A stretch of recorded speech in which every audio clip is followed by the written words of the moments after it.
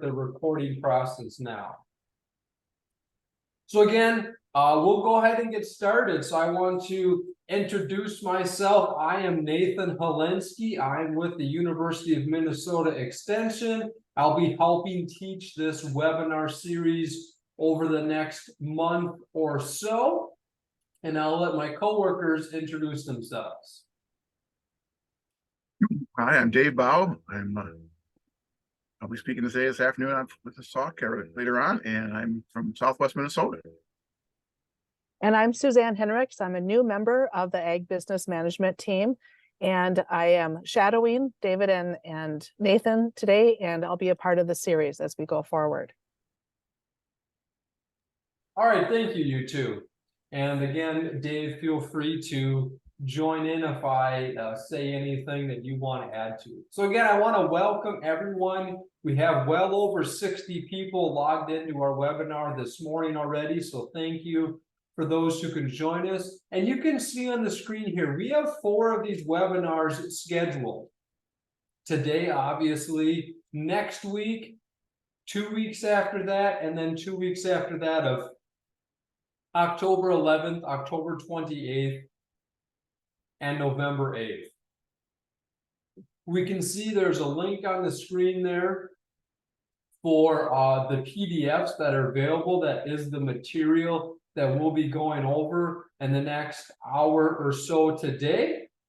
And then also we have our YouTube link, which is where we will be posting the recordings of this webinar that we're going to be discussing today. So we have 4 scheduled. Today, you can see our title is Developing Your Farm Transition Goals and Assembling Your Team. So today we're going to be focusing on goals. What do you want to happen with your farm? Next week, we're going to be get together and we're going to be going over taxes, right? What are some of the tax implications going over gifting things versus selling things versus transitioning things? There's multiple ways to transfer assets. And what are some of the pros and cons of the different mechanisms? We'll join again October 28th, and we'll be going over wills, trusts, ownership titling, right? Different ways to own assets. Again, what are the pros and cons? And then our last one here on November 8th is putting everything together. We'll look at, an overview of what we covered. We'll also look at retirement planning and retirement income, because that's a big thing we need to discuss. And then also healthcare and the transferring of the business plan.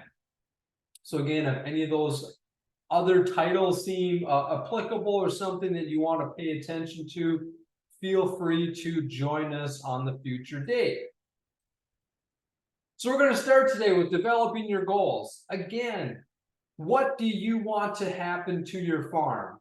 And I think we'll highlight this clearly over the next hour or so about you need to decide what you want to happen, right? Having transition and estate goals and being able to communicate those goals to your family can help alleviate some of the apprehension that surrounds estate and transition planning. Everyone has an idea of what they want to have happen to assets that they own, whether that be a farm, a business, or anything else. If you don't communicate those goals with your other family members or other people that it's relative to, like your other employees or things like that, if you don't tell them what you want to have happen, it's really tough for your family members to help you out, right? If they don't know what your goals are, it's tough for them to help you accomplish those goals. And that's where this communication piece really comes into play. Farms are not all the same. We want to make this clear, right? Not every farm is the same. These materials may not directly apply to you. They might apply to your neighboring farmer differently than they do to your own farm. So again, keep that in mind in the fact that everyone's different. We hope that these goals and this webinar can help you, but just keep that in mind. So let's get started.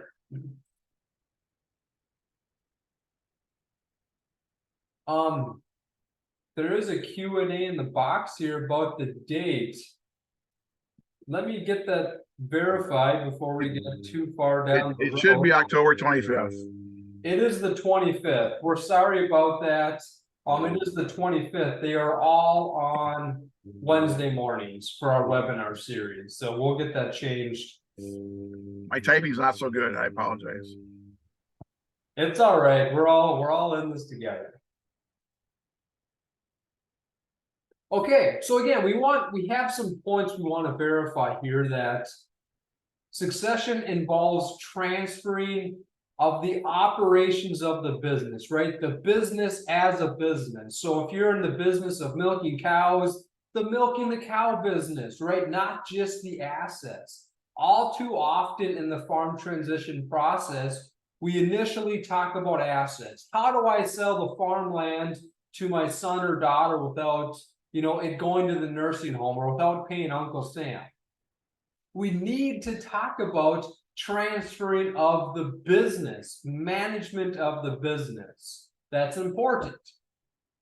Next here, transfer planning is an additional process beyond the estate plan. So we just kind of want to highlight, we want to talk about both the farm business and the farm assets, and then also personal assets. Not everything that you own is tied up in the business. You have some personal assets that we want to make sure that we are considering. And then both the transition and estate planning involve questions of fair versus equal and family dynamics, right? Let's just say that you have I grew up on a dairy farm, so I typically have dairy examples. If you have a dairy operation and the one son's taking over the dairy farm, what about the non-farm children, right? Maybe the son who's helping taking over the farm business is building some sweat equity. Maybe he's not always getting 100% of his due wage because the farm can't always afford it with our farm economy having ups and downs the last 10 years. That's just the way life goes. We want to make sure that we address this question of fair versus equal and how do we treat each of the kids. We're not going to go through that in depth today. We want to make sure to keep that in mind. Again, the farm transfer, right? This is the business management. The labor, right? Who's actually getting the work done on the farm? Who's picking out the seed varieties? Who's planting the seed, right? What about the farm income? How are we sharing this farm income, right? That's all throughout this farm transition process. And again, lastly on our list is those farm asset ownership. Who's owning the assets and how are we transferring that ownership? We want to just make sure we're being well aware of the timeline and being fair with these, and also not forgetting the business management and the labor transition. And then more on the estate side, again, who's owning these assets, right? Some of these personally owned assets, maybe the business owns some of these assets, right? Some of those personally owned assets are business assets, right? Who owns the farmland? Is it, Polinsky Farm LLC? Is it me and my wife? Is it your parents? Who is owning these assets? We want to make sure that we are fully understanding who's owning these items, and the proper way to transfer them. So who makes this decision, right? We talked about there's a lot of decisions here about what gets to be decided on. Ownership and labor distribution, income distribution. Who gets to make this final decision? Who's making these goals? Throughout the next hour, again, we're going to decipher that everybody should have goals, but who gets the final decision, right? We all need to come to an agreement. But this is the one rule that we think is important in the farm transition process, is the golden rule, right? We have a beautiful picture of gold here, and this is highlighting that whoever owns the gold gets to make the decisions, right? Whoever owns the assets, they need to decide what to do with those assets. Let's say mom and dad owns the farmland, the animals, the machinery, and they have their daughter wanting to come over and take over the operation.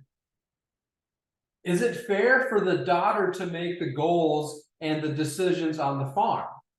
Or is it more fair for the parents who own all of these assets? They've been running the farm business for the last 15, 20, 30 years, whatever that number is. Whoever owns those assets has the decision-making authority. I want to make that clear to everyone that, again, whoever owns them, they're kind of in charge of what gets to happen. That doesn't always come to reality, but that's the best viewpoint that we have, that if you own the assets, you get to make the decision on what to do with them. And then typically here, generation one, they are likely the parents or grandparents. They're typically, they own the assets, right? They hold the goal. And right, we have the quote here, with great power comes great responsibility, right? A lot of the decision-making authority is going to be in your court, right? And more than likely the older generation there, they have to kind of make these decisions of what they want to happen. And again, we want to make sure that you stop and think about this. We want to make sure that you understand that. And if you're at an impasse as a family about who gets to make a decision or what is your next step, we think it's important that the people who have ownership, and more than likely the older generation, what do they want to have happen? Right? What do they see as the best next move? And that's what we want to highlight. We're just going to pause here. We don't have a formal poll, but we want you guys in the audience here. We have 80 people signed in watching this live. What are your farm transition goals? Have you started writing down your transition goals? And it's a simply yes, no. And maybe it's a no, but you're thinking about them. I hope that you're at least thinking about these goals. But again, we want to make it clear that we need to have these goals thought through, and we'd like to have them written down. And we have some detailed description on it later, but when you write down your goals, the likelihood that they get accomplished increases like tenfold. So writing down your goals is important. And it's very important to write them down, because then your other family members is a lot more in the know about what your goals are. Again, if you don't share them and communicate your goals, it's really tough for your family to help you accomplish those goals. So what are some common goals, right? U of M Extension, we've been doing farm transition workshops for about 20 years. Dave personally has been doing this for about 20 years, so he has a lot of experience. And just as a group here, we've seen a lot of goals. And what are some common ones? Reduce taxes, right? We don't want to pay, Washington, D.C. or state, we want to pay federal or state tax. We don't want our money to be given elsewhere. Protect assets from, maybe that's the nursing home. We don't want the nursing home to get the farm. That's a common goal. We don't want, protect assets from, the crazy cousin, right? Some family member who maybe the rest of the family doesn't always agree with. We don't want them to get the farm. Whatever it is, we want to keep the farm in the family. We also want to ensure that the farm continues into the next generation, right? We don't want the farm to stop. We want the farm to continue. We want our kids and grandkids to be able to own and run this farm. Have retirement income. Again, we'll get in that a little more detail in about 3 or 4 weeks, but retirement income's big. If you don't have money saved up to spend in retirement, living is not free. So what are we paying for, our groceries and housing in retirement?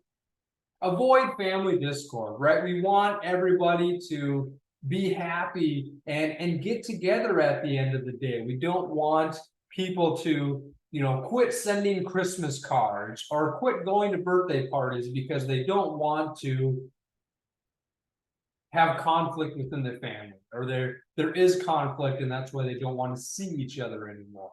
So these are common goals, and I bet a lot of people on the call today have some of these goals. These are good goals. We just want to highlight how to make them reality. Be happy. Is being happy a good goal? We can argue that both ways, right? I want everyone to be happy, right? Everyone deserves to be happy, but being happy is not a good goal because it's not very specific. How do we measure if you're happy? And what makes me happy and what makes you happy are probably two different things. So if we don't explain in more detail what being happy means, it's very tough to decipher if we're happy or not, right?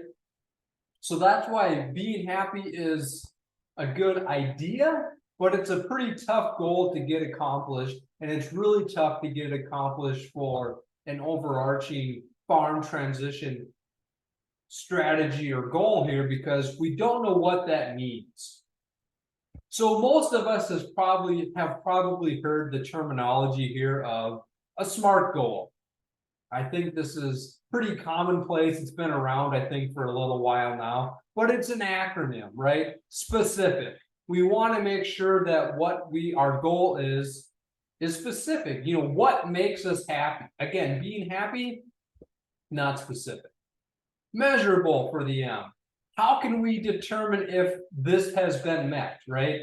Maybe the measurable is, I want to have $10,000 saved by the end of the year. That's a measurable goal, right? We can say, hey, yes or no, that we have that dollar amount saved up. Whereas to be happy, how do you measure that? It's really tough to say yes or no, I'm happy.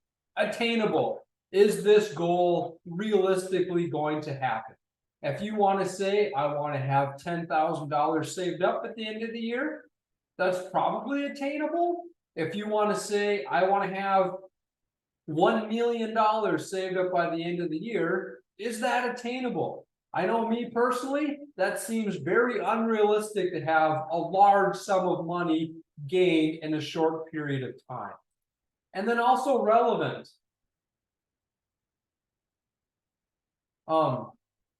Relevant. We want to make sure that this goal is being relevant to the farm transition process or whatever your goal is about.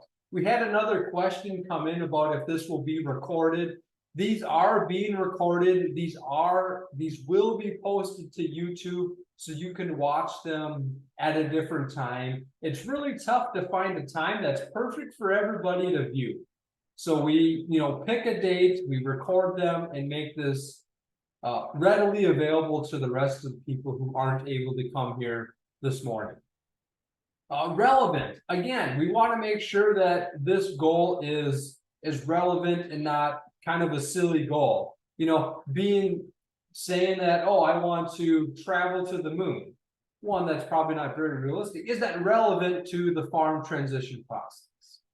And then time-based. If you do not put a timestamp on this goal, if you want to say, I want $1 million. Okay, well, I am currently 30 years old. Maybe by the time I'm ready for retirement, I'll have $1 million saved up. If you, again, without that timeline in there, it's really tough to say if that's going to happen or not, right? If you can say in 50 years, I want $1 million for retirement, or if you, next year, I want $1 million, very different goals. So that's why that time component is important. If you want to say, I want to transfer the farm business, well, that's great. Do you want to transfer it in 5 years or 50 years? right? I think the rest of your family thinks that the time component is pretty relevant to that as well. Moving on here, have you heard of SMART goals? Have you used SMART goals before? You know, I think, again, they're a pretty common idea. It's not new news. But hopefully we find these helpful. I think at least some of these letters, everybody should see as being a good strategy, and just a more detailed goal is going to be helpful.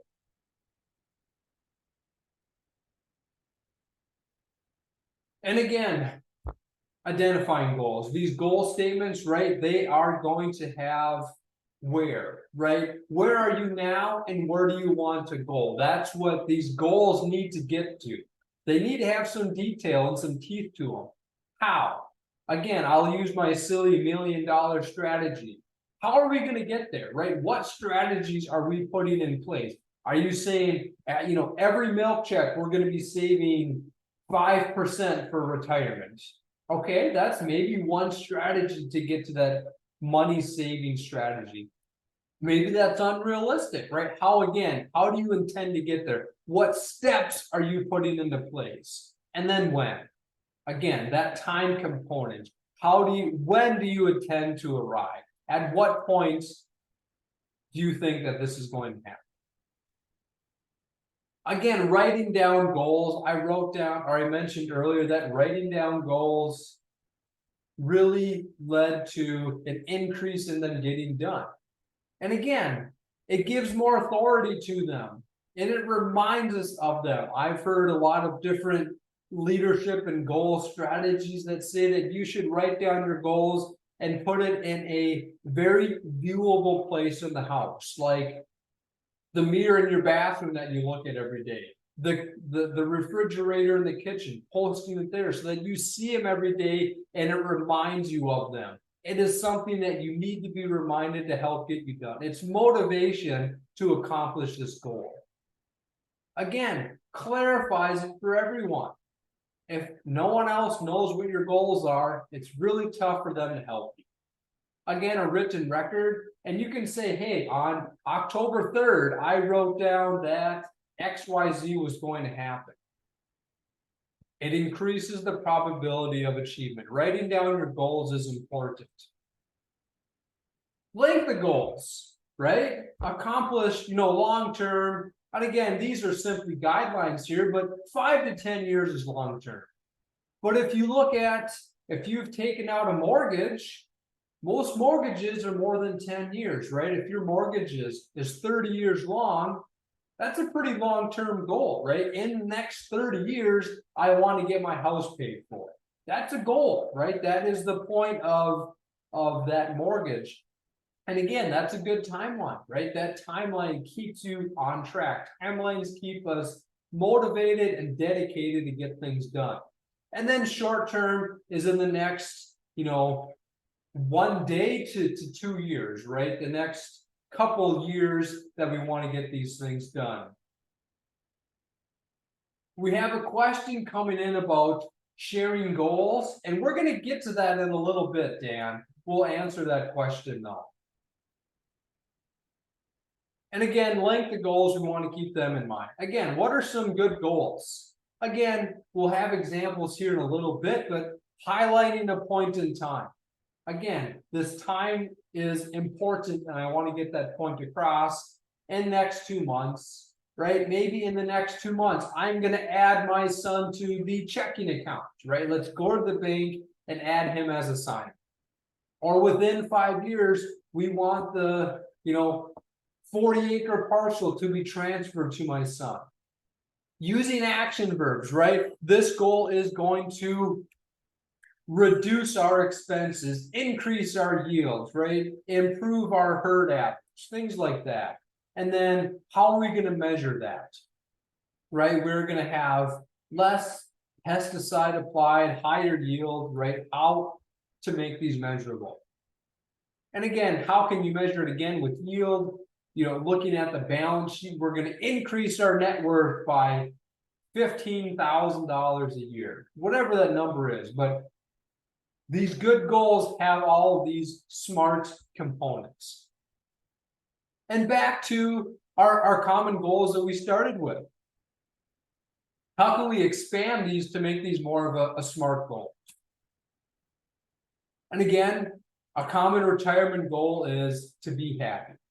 And that's a good idea, but again, it's a tough goal because we don't know what being happy means. Or to different people, it's different. So again, we can see here a little more detailed goal. During 2023, we're going to set aside $10,000 from asset sales to use for vacations during retirement.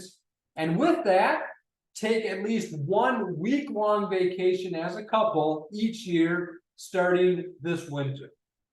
Again, we have some time commitment with that. We also have some specific numbers there. We're going to have $10,000 to spend on this week-long vacation, and going to going to our brother's house for a weekend doesn't quite cut it. This is a week-long vacation, right? Really getting away from the farm and getting to relax. That we have a beautiful beach scene on the screen here. Not everyone loves the ocean. Maybe it's simply going down to a national park, doing a state park.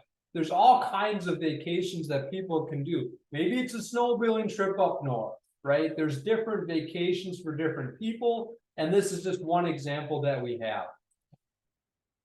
Again, thinking about long-term goals, and then identifying short-term goals that are helpful in getting those accomplished. We want to make sure that our goals aren't conflicting with each other.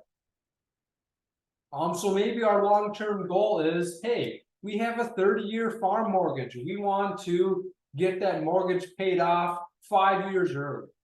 Right? That's a good strategy. If our short-term goal is to go buy a whole bunch of more farmland, that's a little bit conflicting, right? If you want to buy a bunch of more farmland, it's probably not going to help paying down your existing mortgage sooner. Again, we're not saying either of those are a bad idea. We just want to make sure that everyone's on the same page on your farm. And we have some worksheets. These are available on our website here, and 3 separate worksheets. Number 1, individual goals, right? What do you want to see happen? Maybe you're the older generation and you want to decide how to transfer your farm assets to your children or nieces and nephews, whoever the family or non-family members are. What do you want to happen? Worksheet number 2 is blending and prioritizing these goals, right? We want to highlight worksheet number 1, you do by yourself. Worksheet number 2, then you come together with your spouse and think about, what do we want to have happen as with 2 of us? Or maybe you don't have a spouse, and maybe you have a brother that you're farming with. What do you 2 want to get together? I want each of the same generation to come together next and say, hey, what do we want to have happen? And what are our priorities? If we have top 5 goals as 2 brothers, they might look a little different. What goals are going to become number 1 through 10? What's our ranking order on the list? And then worksheet number 3 here, prioritizing your goals between everyone involved on the farm. So we had the one question coming earlier about what do we do with differencing of goals, and this is how we see the best approach. And again, this is worksheet number 1. Available on our website. We could try to get that posted as well, so it's easy to find here. But worksheet number 1 is writing down your SMART goals as an individual. Brainstorm, what is your personal goals? What about your farm goals? What's your career goals? What's your retirement goals? Talking about first 5 years or more, so long-term goals, and then come back with some short-term goals in those same categories. And again, we have the worksheet that kind of helps walk through that. But again, we recommend that everyone does this individually so that you understand where you are coming from. Right? I want you guys to share, go through this individually, think on what you want to have happen. Okay, again, Dave's gonna highlight it in his half of the presentation, but we want to make sure everyone can share their thoughts and get these in their opinions shared, right? We want to make sure that this is a safe to share environment, because if you can't share it with your family and discussing this farm transition now, when can you, right? We want to highlight that we want to make sure that the family is receptive of your thoughts.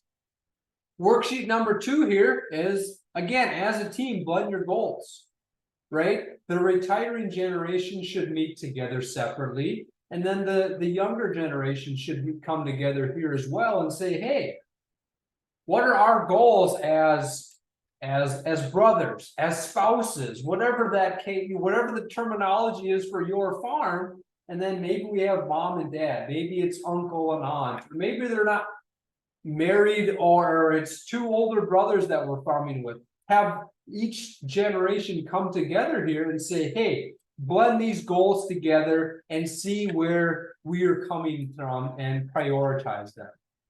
And again, we have worksheet number 3 here, is coming together as a family.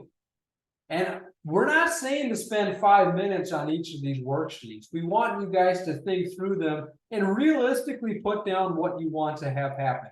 If you can't share freely with what you want to have happen, it's probably not going to happen. So feel that, think of it in that way. If you can't share what you wish to have happen, or you're nervous of feedback from your family, you can't think of it that way. You have to think that this is a free to share, free environment to highlight what you want to have happen. And again, worksheet number 3 here is putting, again, the family discussion together. How can we combine both the older generation and the younger generation's goals?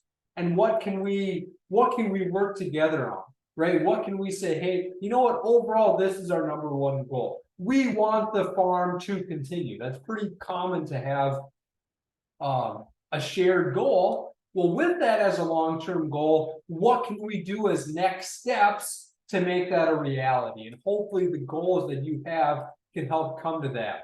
And again, we're going to have some examples here to kind of show that, right? Where we have the retiring generation, they're maybe going to buy a home in town. We have a date in there, January 1st. And how are they going to pay for it? Using revenues from selling intermediate assets to the incoming generation. Maybe it's going to be that then the retiring generation is going to buy some life insurance policy for X amount of dollars to give to the non-farming children, right? To make sure that we have assets that we're then providing to our non-farming children, because we don't want to forget about them. Again, maybe we're going to be discussing one spouse will maintain some off-farm employment that's going to provide health care. Health and dental insurance is a big issue, right? And then maybe they're going to have a salary of X amount of dollars for the next few years to help supplement the family living expenses for this family.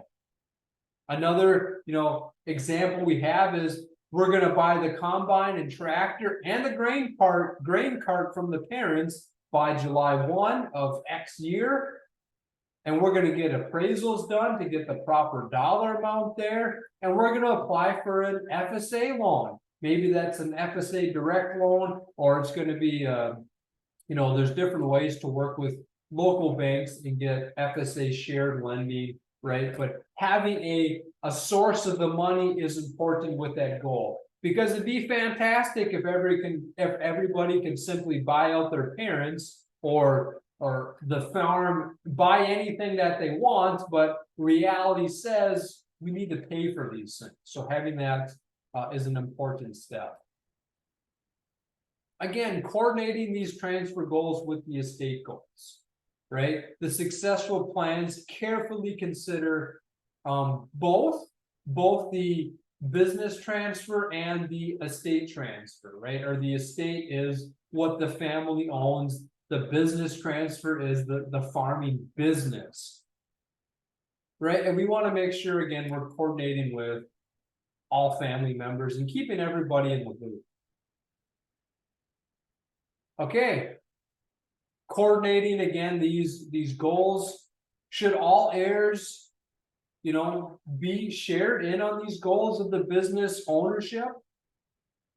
And how are we going to transfer these things? Next week, we'll talk more about transferring these assets and some of the tax implications and other things like that. But again, who all needs to know here about income? You know, do the off-farm children need to know how much money that the farm is making? That's kind of a personal choice for you guys on the farm, right? What about goals related to, you know, the business management? Is everyone involved in the farm, right? Who is involved in the farm? Again, these are just questions that you guys need to answer.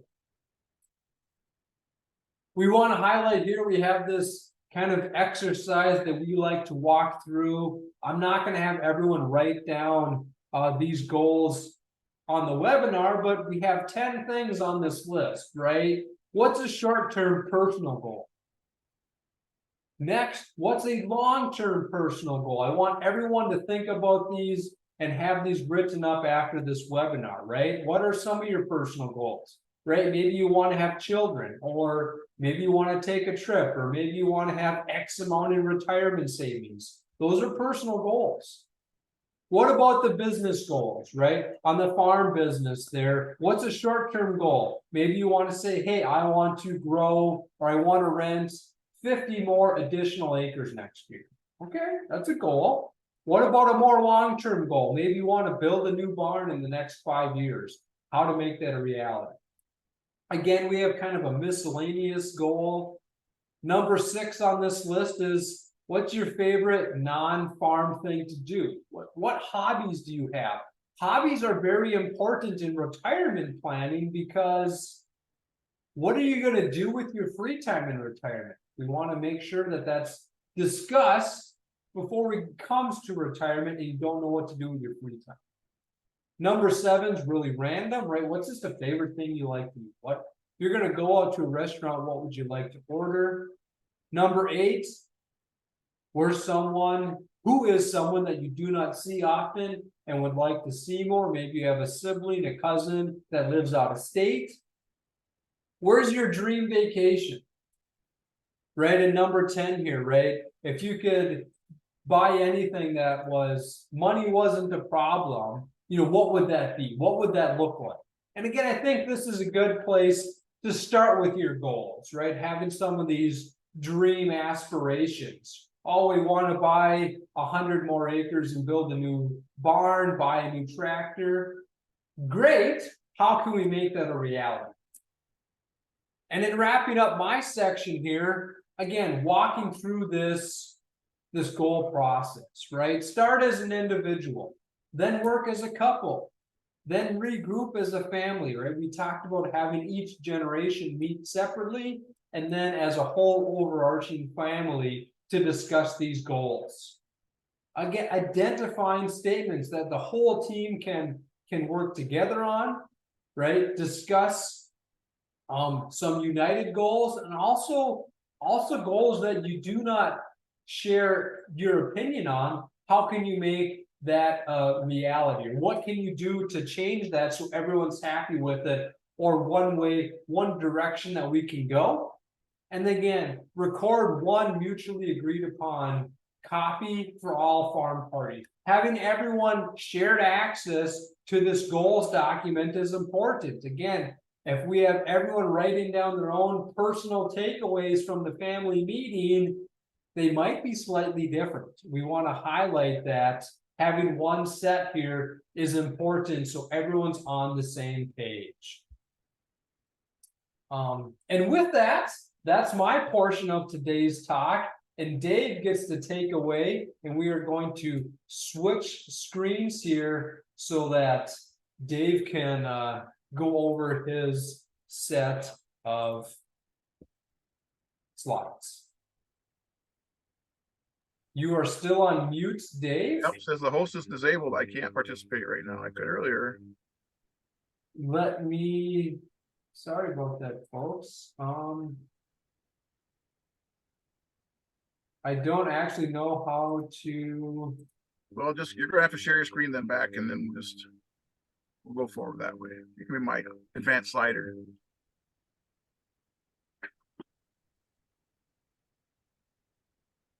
Try once more.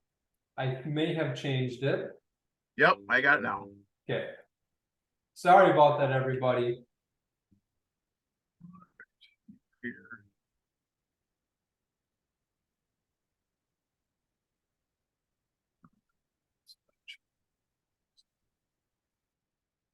All right.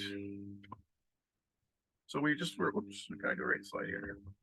We just were here and we're gonna move on now with some more goals. Hopefully, you've been thinking about goals throughout this session so far. It's a lot of challenging things to think about because your professional team is gonna work for you, but you need to have your goals figured out what you want them to do before you go to them. So spend a lot of time thinking about their goals and get organized with this.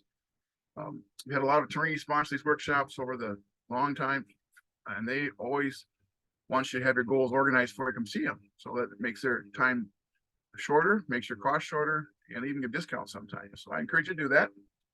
So here's some house rules for writing your goals. Be honest. You know, it's really hard to keep them based in reality. You know, I was a lender for 8 years, 9 years, and I used to tell people we're all gonna be millionaires someday because inflation is gonna make $1 million seem like nothing someday, you know. So we say we're gonna be a millionaire, that's probably realistic for a high school senior. But for the rest of us, it was a big amount of money to accomplish. And are we going to have the resources, the cash flow? I talked to a farmer this year's going to pay $300,000 in income tax. So I know he has the cash flow available, but everybody's different. So be honest with what your goals are so that you can attain them. Make value judgments about each other's statements. That's really hard. If you're really being open and honest when you're doing your goals, sometimes you might be offended by what somebody else is saying. They don't match your goals. And that's their prerogative. And unfortunately, that's where we're having the communication process. We're trying to blend those goals and figure out if it offended you or was not what you meant with your goals. How can we tweak our goals to make it work better together? You know, don't take offense to it. How can we work with those goals and make it work out? Refrain from reacting until the other person has fully expressed his or her ideas or point of view. So again, I'm at fault. I like to interrupt and solve the solutions right away. And if I interrupt, the other person has not had a chance to really express their whole talk. I think I know what they're talking about, but no, I don't, because I didn't let them tell their whole person's point of view. So again, give them that time to do that when you're writing your goals. A file house rule. Silence is acceptance. So a lot of times I go to meetings, I don't say a word. And I don't necessarily agree with everything you said, but I don't say a word. Well, what am I really saying? Either I don't care enough to say anything, or it's not a point that I'm really want to make an issue about. But if I don't say anything, I'm saying I accept what's going on, and I'm going to be happy and compliant with what's going on. Maybe I will be, but if you don't say anything, you've missed your chance. Okay. Keeping Holly's happy. So there's always concern about these issues and how to treat everybody in farming. Oftentimes everybody's not treated fairly. We'll talk about treatment of errors later on too, but I always say I get a lot of people at these workshops when one couple had their kids in New York and Florida. Well, when are they going to get together to talk about transfer the farm? Oftentimes it is holidays. So it's a choice you have to make whether you want to keep the holidays, but it is time when family usually does come together. And in my families, we would have, sometimes we have blue blood language meetings or about farm transfer. Sometimes we'd have the outlaws invited too. The outlaws are just somebody who's, you know what outlaw is? Somebody who's not wanted, you know, so sometimes they're invited, sometimes they're not. So I'm the outlaw in my wife's family. I'm not going to invite to their family meetings sometimes, but you just have to think about it. So holidays might be that meeting for you, might not be, but it's a time when we usually get together. Okay. Meeting around the kitchen table. during a meal or wish you had a holiday may not be the ideal situation for your discussions. But again, it is an important thing you want to communicate. And whenever you get a chance to communicate, we're going to talk about, we need to communicate. One of the questions earlier from Dan was about how much you communicate these goals. And that's individual person's priorities, what you want to do. We're going to suggest communication is good, regardless if it does cause some ill will. There's going to be a lot more fighting going on if they don't agree after your death and they read the will. So if they know it's your wish, your desire to have this done this way, your kids will probably honor your wishes better than if they go to the state meeting and find out, well, this is how it's going to be. And Nathan's going to get the whole farm. I get nothing. Well, I'm going to just fight that to the end of the world, because it's not fair. So I just you want to make sure that communication can really help this process. My mother-in-law's goal would be everybody family stays together and stays involved. And a lot of families have that goal. And sometimes as fair doesn't mean equal. There's some hard feelings in the process. So again, but if you communicate why you're doing what you're doing and how come you're doing what you're doing, and that'll help hopefully the next generation accept and honor your wishes. So again, a poll here. Do you think these steps, ideas can help you write goals? So we've given you some thoughts and processes, and I hope you have an idea of starting with your goals. These 3 worksheets, we'll get that link to you. I was searching when Nathan was talking, I didn't quite find them, but we will get that to you. And when I do a goal session, we can fill up a whole wall with goals. I hope you should be able to write one goal, even if you thought of it just in the session so far, well, for your situation. And so hopefully it helped you some ideas. And again, those 5 stages, one of the most important goals I could tell you, put a timeline. Because I've had people come to these workshops 4 times, same couple, 4 different times, same different locations. So we're going to have 5 in-person workshops this February and March. We'll give you those lists probably later in the sessions too on process, but they've come to those workshops. And so their goals are changing, they're adapting, somebody gets married, somebody gets divorced, somebody has a grandchild, all these different things are always going to make these goals change as you go forward. Maybe somebody has a health issue all of a sudden popped up, if you don't want, but that often happens. So you want to think about these goals you're going forward and make them adaptable. I'm going to look at chat here to see what's in the chat box. Oh, there you go. All right. Nathan put the goals in there for you. That's good. Thank you, Nathan. All right. So anyway, so hopefully you're able to write a goal for yourself and multiple goals. Because like I said, I can fill it all up. And the hard part with goals is picking the ones you want to work on first sometimes. All right. Look at the goals. I have to click on here again. Sorry. All right. So again, I'm going to pause. I'll give you a minute or two to write down a goal, because we want you to get started. The worst thing to come to these workshops, it was a nice workshop. We had a good time. We made some good points. But I'm thinking about something else tomorrow or the next day when I get home. I'm going to focus on this subject, and you just kind of sidetrack this. You don't think about it. And I do a lot of traveling. The other night, a deer went in front of my car and 2 deer behind my car, and I went in between them. So that could happen right in my windshield, and all of a sudden I'm not here anymore. So it's good to have these goals, get going on them. It's good to write them down. My wife would really like me to have a big long list of things I want to accomplish yet, because if I die tomorrow, she'll honor those goals for me. She'll try to get that accomplished. There's still some of my estate plan I haven't finished yet. So she really wants me to write it all down so she knows what my wishes are. So again, take some time. I'll be quiet for a little bit.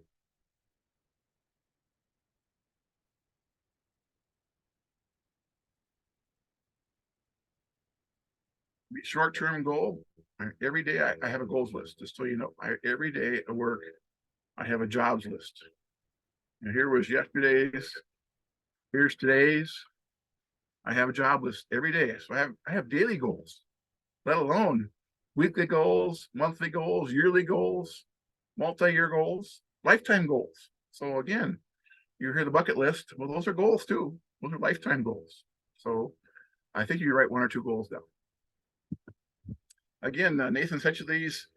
Put a date down to complete those worksheets. Again, we talk about individuals. I've had people attend these workshops in I think the oldest was 96, 96 the oldest, and my youngest was 6-week old that attend these workshops in person. That's my range of people who have attended.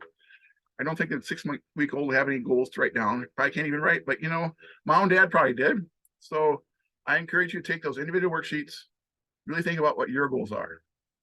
Might be a little different than my wife's, might be different than your brother's, it might be different, but really take some time to work on those goals.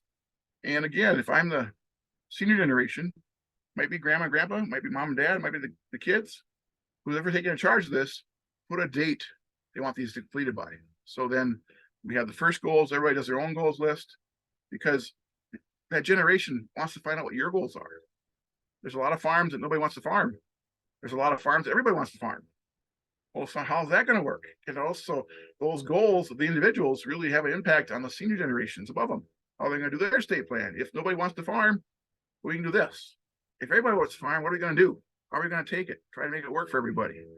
My wife's father, his father gave a farm to all his sons.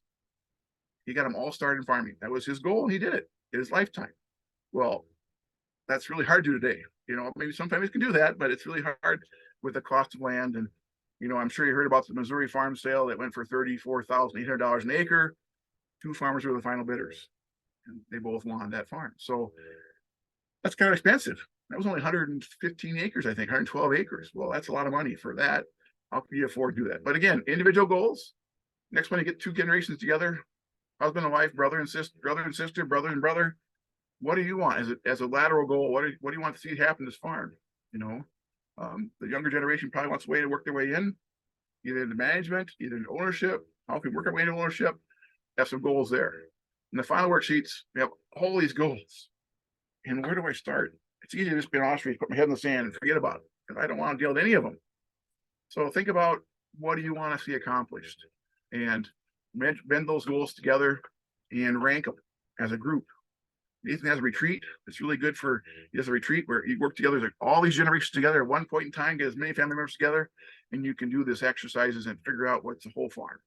Remember, brainstorming is okay. You want to work together and figure it out. Husband and wife, you want to work together for sure. Brothers and sisters, brothers, all want us together on those layers. And at the end, you want to make sure everybody's aware of the goals. And as you rank them, everybody's also going to be aware of why you're ranking them. Why do I want to accomplish this goal first over this goal? Everyone wants to code the assets first, but that's the last asset, because the old generation needs some security for their retirement or whatever it may be. And so we want to make sure there's cash flow for all generations, different things we want to think about goals that makes it more viable to all generations. All right, so create your farm tree. We encourage you, this workshop will give you a lot of ideas and processes, and then we're getting you ready to go see your team. We're just getting you on the starting gate.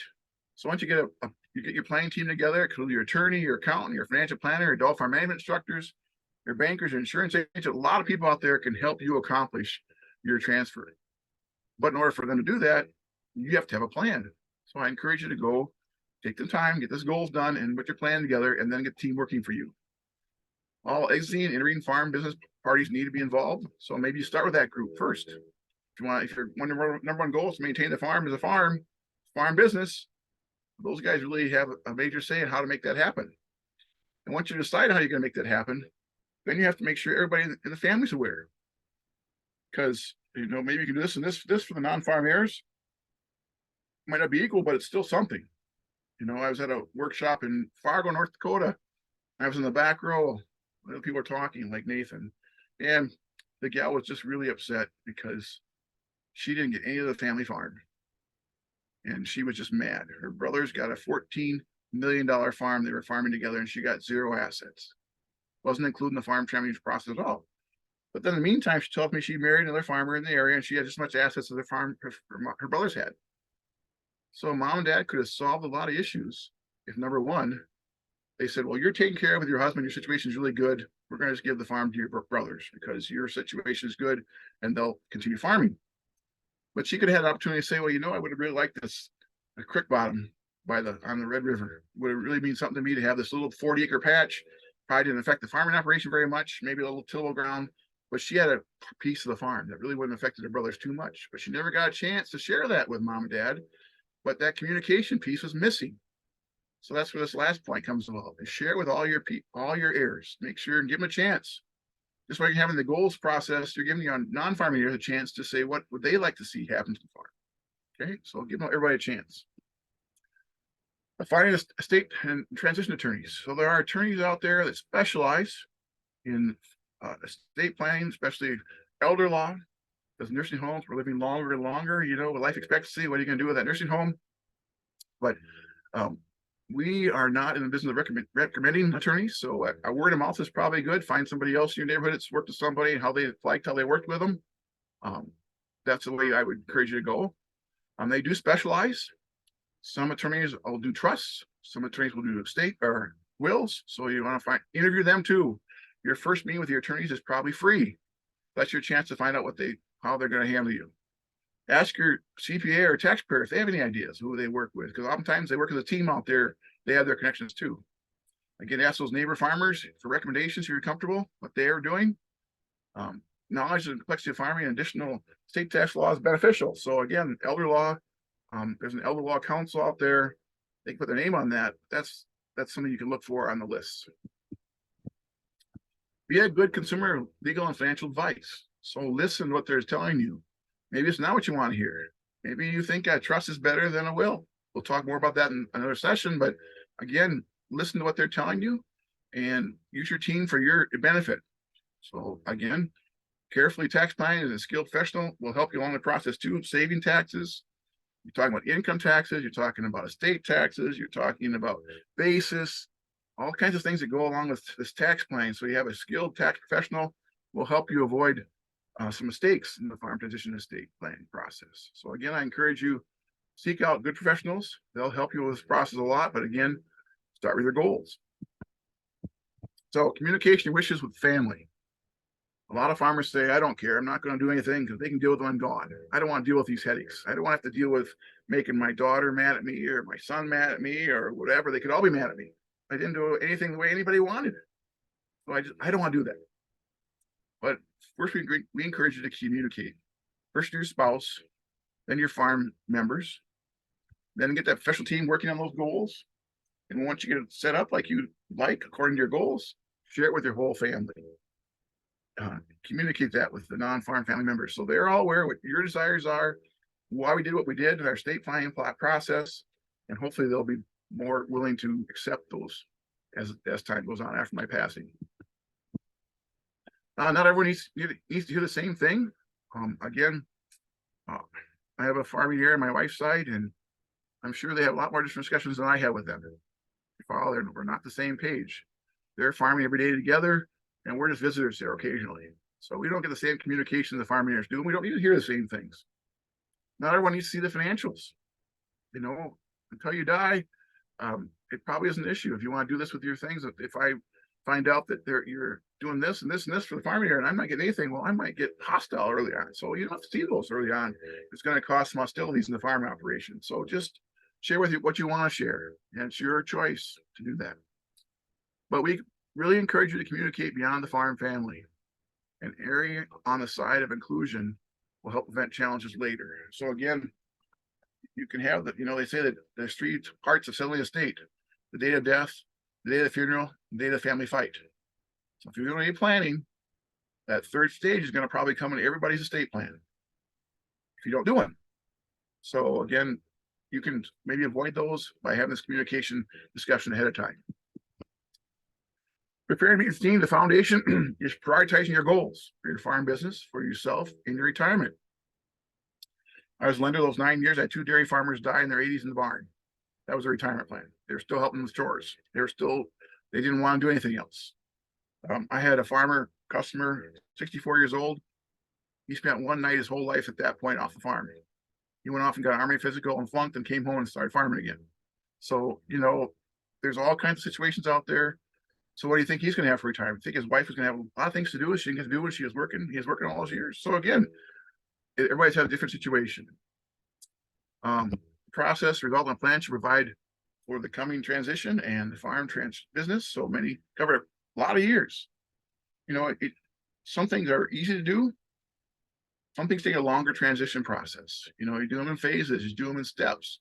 If the younger generation wants to buy some assets or buy a little bit of land, whatever it may be, it's probably going to take some time before they can afford whatever they want to buy in phased in years.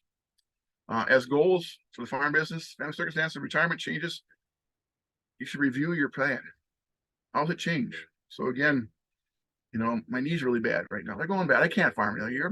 I can't hardly walk. I had a farm the other day, so they can't even get out of the combine anymore. It's too hard. You know, well, that might have made his plans change because he realizes my body is giving out on me worse than my desire. You know, I want to be up in that combine, but he said, I don't really like climbing up there anymore. It's just too hard for me. So again, might cause you to change the plan. Again, might have a divorce, might have a marriage, might have a grandchild. Significant others, they won't inherit anything unless you do something in your estate plan to give them some inheritance. So, you know, if you have somebody, my sister-in-law's brother has been the same partner for a woman for 40 plus years, not married. What's her estate plan if he dies? Zero, unless he makes something for her. So again, you can think about those things if you want to in your plans. It's okay to start with low-hanging fruit. You know, that low-hanging fruit, that's so easy to pick, and some easy goals to get you started in the process, get you going, because it's really hard to get going. It's much easier to put my head in the sand and avoid the issue. Nobody wants to think about dying. I don't want to think about dying. I want to live forever. I'm young. Nathan's going to live for a long time. He's invincible. I'm getting a little more on the other side of the scale. I'm getting a little more, you know, not so invincible anymore. But, you know, it's okay to start small and do a goal that everybody can agree with, and everybody feels good. We got something done on this process. So start with that low-hanging fruit. Again, we did not give legal advice, financial or tax advice. We want you to see your teams for that. We gave you ideas and concepts to make you more aware of what your team can do for you. And they can do a lot for you. So you have to get the right team set up for you, which is where you're going to start again, back to your goals. They're going to do your goals, but you have to have the goals to start with, because they'll do their own things. You say, I want to do a estate plan. Well, if I see a trust, you're going to get a trust. If I see a will, I'm going to get a will. Is that my goal? Is it? Or is what they want me to do? So again, you have to think about what you want to accomplish first. Here's our team.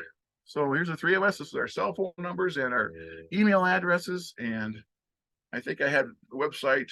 There's a farm transition website where you can find a lot of great information as well out there on the website. So we have fact sheets, a series on estate plan, a series on farm transfer.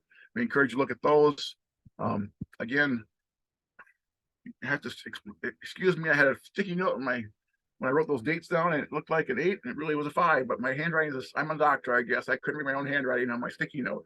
That's why it was put in there as a 28. It's actually the 25th. So sorry about that.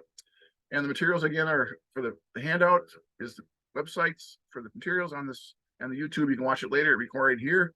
And those are not in the handout, so you can write those down as we go here. Nathan did send you on the link, the PDF location, so you can find that. And we've had a few chances to write this YouTube website down, but you can find it online as well. So again, we're going to do this again in a week, October 11th. We'll talk about tax. So there's a lot of issues around tax with gifting, selling, transferring, and that's going to cause a lot of issues on how you do your estate plan as well. I spent an hour with a gentleman last week, and boy, I gave him 4 ideas in like an hour, and I could have gave him 100 more. But you have to start with what your goals are, what your intentions are, and then how all those things interact with each other. So again, hopefully this process will get you going, and you'll do a goal. Had you hopefully write one goal at least in the session this morning already. That's what we've got. There's one question up in the chat I'm going to look at. All right, there's the PowerPoint for the day. You can find it from Suzanne. So that's, otherwise, if you have some questions, you can put them in chat. You can put them in Q&A. We'll remain online for 10 minutes or 15 minutes. So we got plenty of time. If you want to ask a question or two, go right ahead. We'll sit here and try to answer your questions. All 3 of us are here for you for a while. So if you have any questions, feel free to ask. Otherwise, you can sign on again. Nathan will send you out a link again for reminders a week ahead and a day ahead or the day of, and then you can just click in. You're already registered for all the 4 sessions.